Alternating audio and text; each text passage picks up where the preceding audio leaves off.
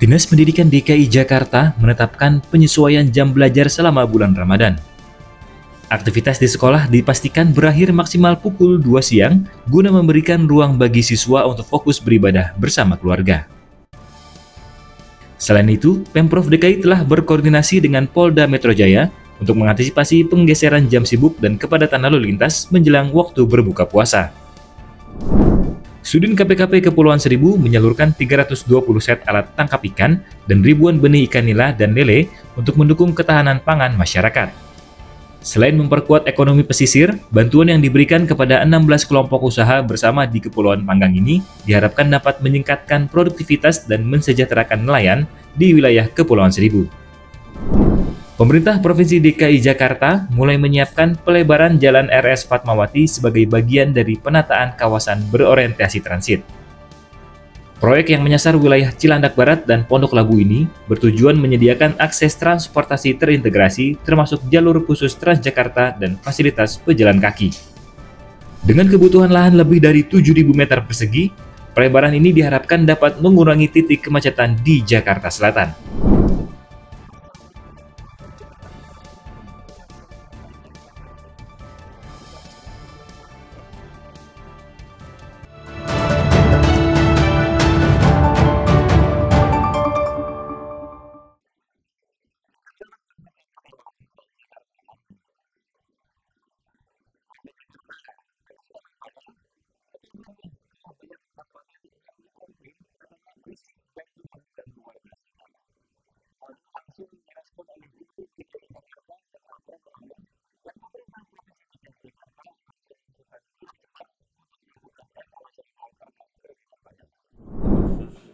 Gubernur DKI Jakarta Pramono Anung merespon cepat adanya keluhan warga terkait kebisingan dari operasional lapangan padel yang kini menjamur di Jakarta.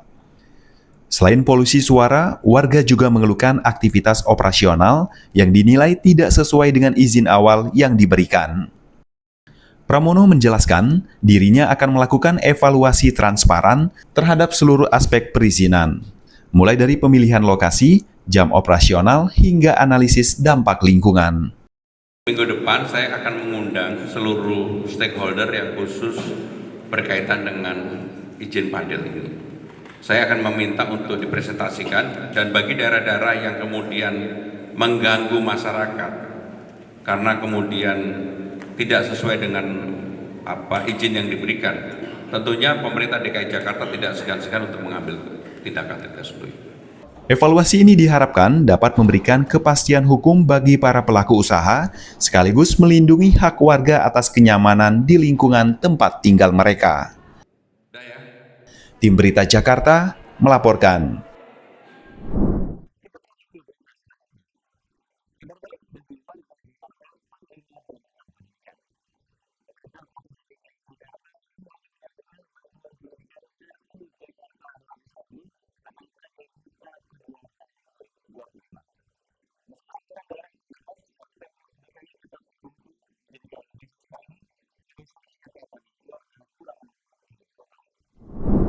Forum Orientasi Penerima Baru KJMU tahap kedua digelar di Balai Kota DKI Jakarta.